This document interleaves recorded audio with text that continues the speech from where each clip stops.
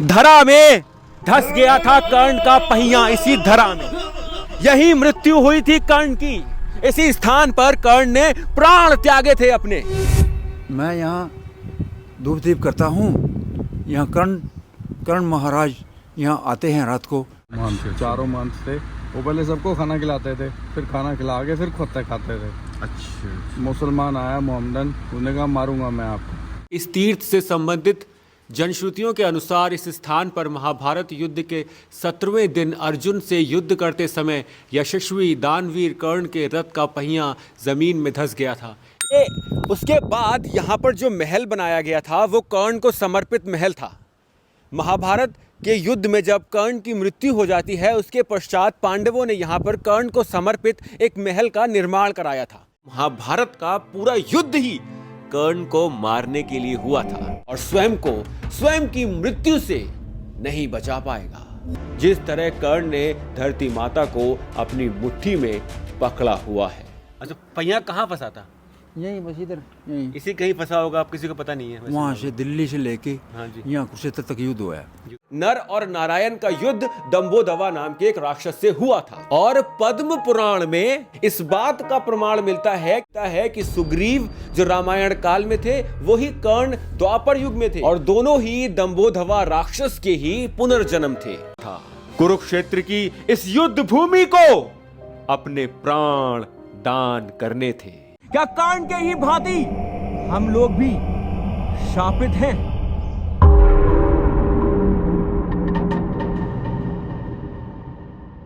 अधिकार खोकर बैठ जाना ये महादुष्कर्म है। न्यायार्थ अपने बंधु को भी दंड देना धर्म है। इस तत्व पर ही कौरवों से पांडवों का रण हुआ जो भव्य भारतवर्ष के कल्पांत का कारण हुआ। वीर हो तो शौर्य का भी मान होना चाहिए।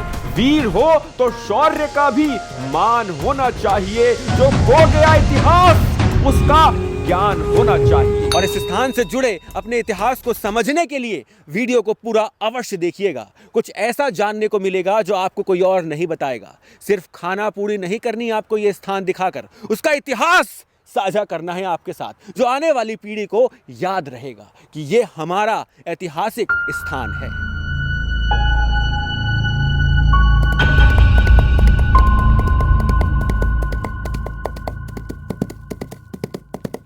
दोस्तों, मैं खड़ा हूं इस समय हरियाणा के कौल गांव में।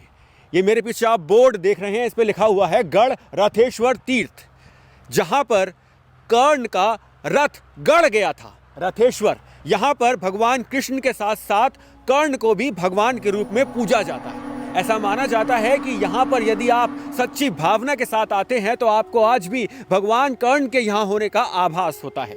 यहाँ पर एक स्थानीय निवासी मुझे मिले, उन्होंने कहा कि यहाँ पर कर्ण की आकृति वाली बहुत सारी आपको छाया देखने को मिलेगी यदि आप सच्ची भावना के साथ यहाँ पर आते हैं। यहाँ पर एक प्राचीन महल है।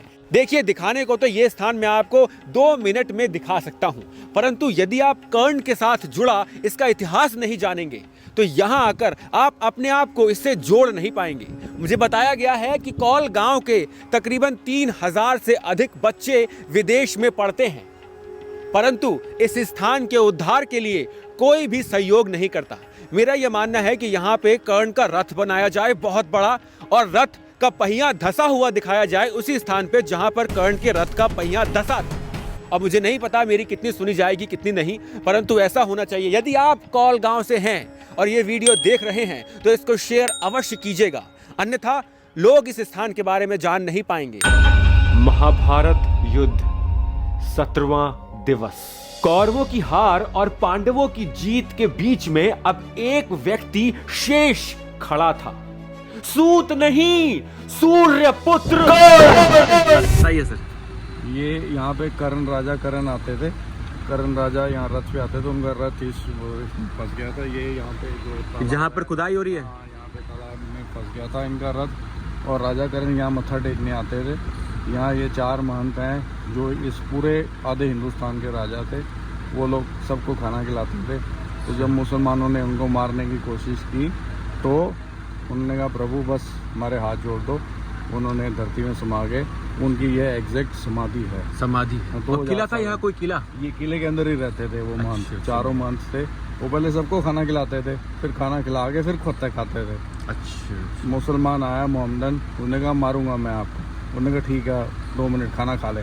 कहना नहीं, उसने मारने की कोशिश की तो उसकी बाजू कट गई और वो सारी फौज मर गई और ये प्रभु में धरती फट गई और इनकी ये पूरी ओरिजिनल समाधि है चारों मंथ। उपेक्षा का दंश झेल रहे इस स्थान का इतिहास महाभारत के युद्ध में तो रक्त रंजित रहा, परंतु उसके पश्चात कर्ण की मृत्यु के पश्चात पांडवों ने क्या ऐसा किया था यहाँ पर जिसके बारे में हमें ज्ञात होना चाहिए, वो बताता हूँ आपको। पहले ये देखिए इसकी नींव कितनी गहरी रही होगी।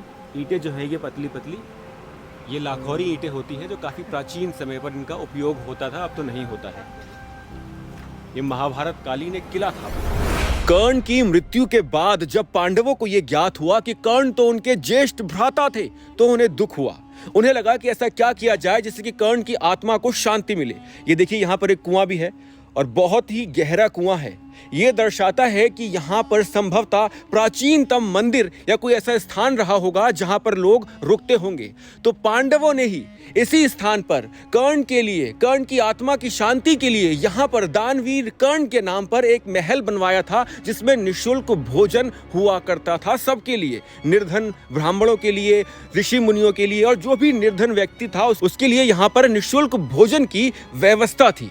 और वो व्यवस्था चलती रही मुगलों के आने तक। ये दोस्तों आप यहाँ पर समाधियां देख रहे हैं, ये साधु और संतों की समाधि है जो यहाँ पर निःशुल्क भोजन की व्यवस्था संभालते थे।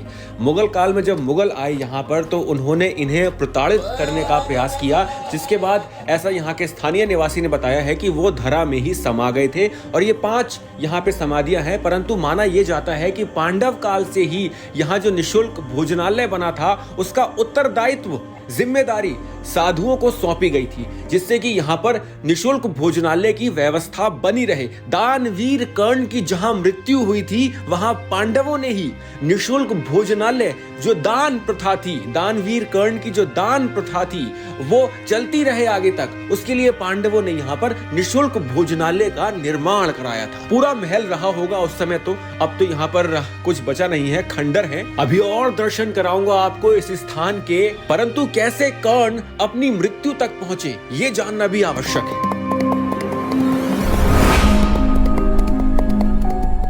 कर्ण ने अपने जीवन काल में सबको कुछ ना कुछ दान किया। जिस मां ने उसे त्याग दिया, उस मां के 4 पुत्रों को ना मारने का प्रणदान कर्ण ने दिया। ब्राह्मण भेष में आए इंद्र को अपने जीवन रक्षक कवच और कुंडल दान कर दिए। विप्र रूपी नारायण को यौवन दान और निर्धनों को स्वर्ण दान किया। परंतु आज कर्ण को एक और दान करना था, कुरुक्षेत्र की इस युद्ध भूमि को अपने प्राण दान करने थे।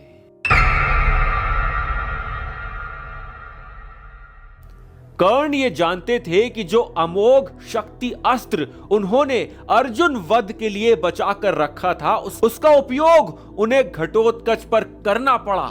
इसी कारण अब उनके पास ऐसा कोई अस्त्र नहीं है। उसके पश्चात भी कर्ण को पूर्ण विश्वास था कि वो अर्जुन को अब भी मार सकते हैं। कर्ण को मारने के लिए सर्वप्रथम कर्ण का ये मनोबल तोड़ना आवश्यक था, और ये कार्य किया कर्ण के सारथी बने पांडवों के मामा मद्रराज शल्य ने। सही मानसिकता से भी अनुचित व्यक्ति का चयन आपको कैसे काल के मुख में ले जा सकता है, कर्ण वध उसका उपयुक्त उदाहरण है। एक तरफ अर्जुन के सारथी बने भगवान श्री कृष्ण अर्जुन का मनोबल बढ़ा रहे थे, और दूसरी तरफ उसके विपरीत कर्ण के सारथी बने शल्य कर्ण का मनोबल निरंतर तोड़ रहे थे। अब जो मेरे पास महाभारत है उसमें यह लिखा है कि युद्ध के लिए कूच करके कर्ण ने अपनी सेना को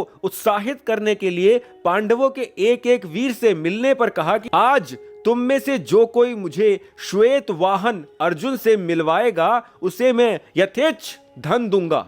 यदि उतने से भी उसकी तृप्ति ना हुई तो उसे रत्नों से भरा हुआ एक छकड़ा और दूंगा। यदि इससे भी संतोष ना हुआ तो उसे हाथी के समान बलवान 6 बैलों से जुता हुआ एक सोने का रथ दूंगा। यदि इतने से भी प्रसन्न न हुआ तो उसे 100 हाथी, 100 गांव, 100 स्वर्ण में रथ, 100 सुशिक्षित और हष्टपुष्ट घोड़े तथा स्वर्ण से मड़े हुए सींगों वाली 400 दुधार गायें दूंगा। अब दोस्तों, यहाँ कर्ण दूसरी सेना के सैनिकों को अपनी सेना में सम्मिलित करने का प्रयास कर रहे हैं। परंतु यदि आपका स्वयं का सारथी आपको झुटला दे, आप पर हंसने लगे, तो उन सैनिकों पर क्या प्रभाव पड़ेगा? तो यहाँ पर यह लिखा है कि तब मद्रराज शैल्य ने हंसकर कहा, सूत पुत्र, तुम्हें हाथी के समान बलवान 6 बैलों से जुता हुआ सोने का रथ देने की आवश्यकता नहीं है। अर्जुन तुम्हें स्वयं ही दिख जाएगा। तुम मूर्खता से ही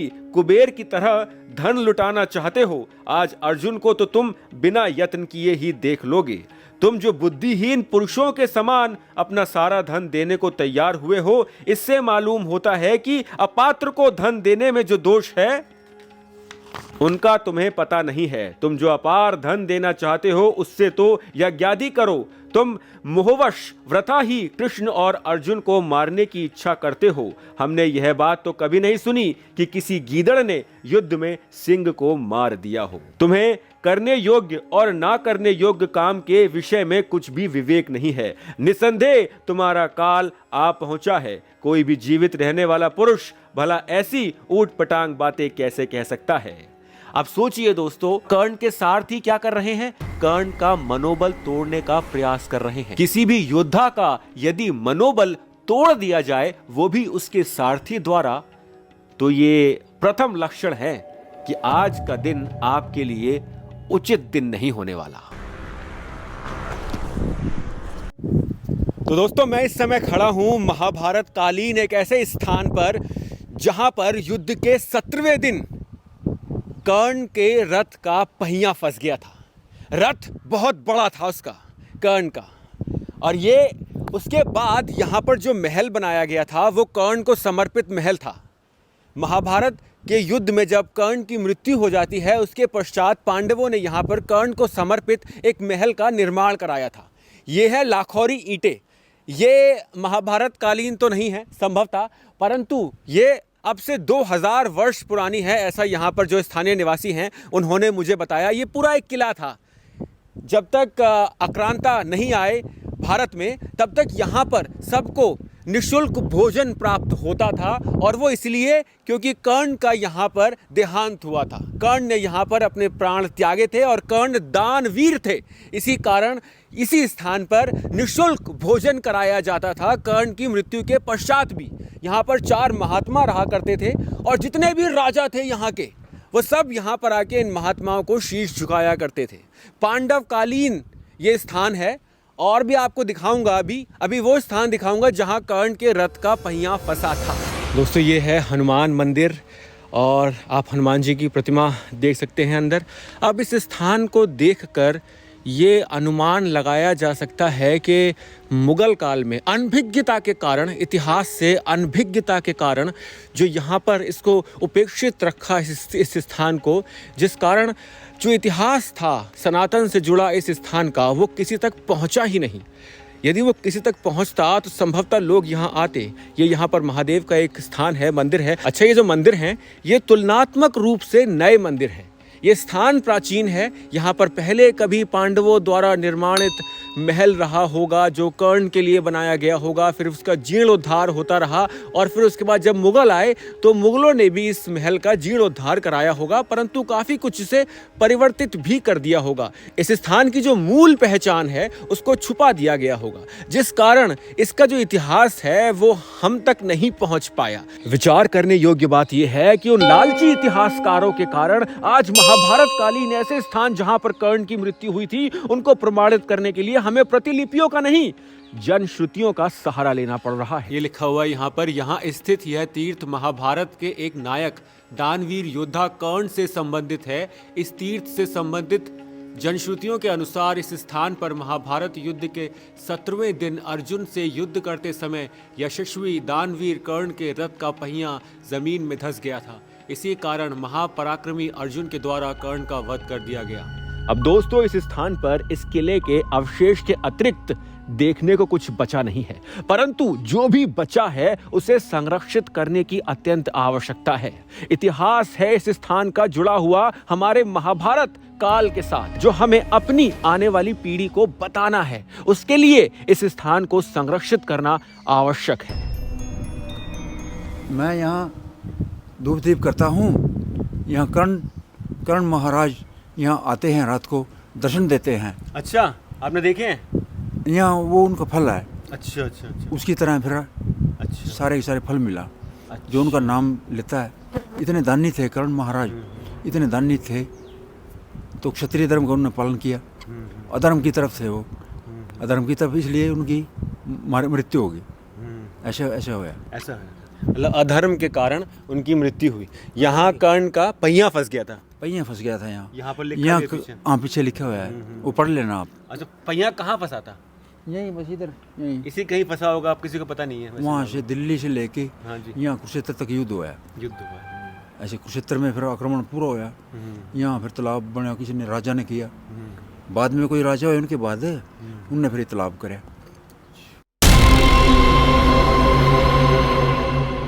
अब दोस्तों, कर्ण की मृत्यु के साथ एक मान्यता उनके पूर्व जन्म से भी जुड़ी है, और यदि इस मान्यता की मानी जाए तो महाभारत का पूरा युद्ध ही कर्ण को मारने के लिए हुआ था। अब दोस्तों, इस गाथा के बहुत सारे ऐसे साक्ष्य हैं जिनको मैं ढूंढने का प्रयास कर रहा हूं, क्योंकि महाभारत के उद्योग पर्व में इस बात का तो प्रमाण मिलता है कि नर और नारायण ही भगवान श्री कृष्ण और अर्जुन का स्वरूप थे द्वापर युग में, और नर और नारायण का युद्ध दंभोदवा नाम के एक राक्षस से हुआ था। और पद्म पुराण में इस बात का प्रमाण मिलता है कि नर और नारायण का युद्ध सहस्त्र कवच नाम के राक्षस से हुआ था, परंतु दंभोदवा ही सहस्त्र कवच था या नहीं, इसका प्रमाण कहीं नहीं मिलता। और इस तथ्य का भी मुझे अभी तक कहीं प्रमाण नहीं मिला कि दंभोदवा राक्षस का जो पुनर्जन्म था वो कर्ण के रूप में हुआ था। हाँ, माधवाचार्य महाभारत में ये उल्लेख मिलता है कि सुग्रीव जो रामायण काल में थे वो ही कर्ण द्वापर युग में थे, और दोनों ही दंभोदवा राक्षस के ही पुनर्जन्म थे। अभी मैं इसके साक्ष्य ढूंढने का प्रयास कर रहा हूं, तब तक आप इस अनसुलझी गाथा को सुनिए। मैं यहां पर आपको संक्षिप्त में बताऊंगा। यदि आपको पूरी गाथा सुननी है तो मेरा दूसरा YouTube चैनल है वरुणा स्पीक्स, वहां पर आप इसकी पूरी कहानी जान सकते हैं। सतयुग में एक राक्षस हुआ करता था दंभोदवा। उसने तपस्या कर सूर्य देव से 1000 रक्षा कवच और कुंडल वरदान स्वरूप प्राप्त कर लिए थे, और साथ ही ये वरदान भी मांग लिया था कि 1000 वर्षों तक तपस्या करने वाला व्यक्ति ही मेरा कवच तोड़ सकता है, और मेरा कवच तोड़ने के बाद उसकी मृत्यु हो जाएगी। अब जब उसे ये वरदान प्राप्त हो गया सूर्य देव से, तो उसने अत्याचार, उसको लगा अब तो मैं अमर हो चुका हूँ, और उसने अत्याचार मचाना आरंभ कर दिया। सब पुरुषों को, नारियों को, पशुओं को, पृथ्वी को, देवताओं को, सबको परेशान करना आरंभ कर दिया। तब देवता भगवान विष्णु के पास जाते हैं। भगवान विष्णु कहते हैं कि मेरे नर नारायण अवतार इस समय धरा पर हैं, उनसे सहायता मांगिए। फिर उसके पश्चात इस राक्षस से नर और नारायण का युद्ध आरंभ होता है। पहले नर ने युद्ध किया और नारायण ने तपस्या की। वर्षों के युद्ध के बाद नर ने राक्षस का एक कवच तोड़ दिया। उसके बाद नर की मृत्यु हो गई। फिर नारायण उठे, उन्होंने तपोबल के फल से नर को पुनः जीवित कर दिया, और नर ने तपस्या आरंभ कर दी, और नारायण ने उस राक्षस के साथ युद्ध आरंभ किया। इसी प्रकार नर और नारायण ने मिलके इस राक्षस के 999 कवच तोड़ दिए। परंतु जब अंतिम कवच शेष बचा था, तो ये राक्षस, जिसको कुछ लोग दुर्दुम्भ कह के भी बुलाते हैं, ये सूर्य देव की शरण में चला जाता है। सूर्य देव नर और नारायण से आग्रह करते हैं कि ये मेरी शरण में आया है, अभी आप इसको मत मारिए। तब नारायण ने कहा कि ठीक है, परंतु इसका फल आपको भी भुगतना होगा। अब ये राक्षस द्वापर युग में आपके तेज से जन्म लेगा, और यही कवच और कुंडल इसके पास रहेंगे, परंतु मृत्यु के समय ये कवच और कुंडल इसके काम नहीं आएंगे। अब माना जाता है कि कर्ण ही उस राक्षस का पुनर्जन्म था, जिन्होंने द्वापर युग में कवच कुंडल के साथ जन्म लिया था सूर्य देव के तेज से। और अर्जुन और भगवान श्री कृष्ण नर और नारायण का ही स्वरूप थे, जिन्होंने महाभारत के युद्ध में कर्ण का वध किया।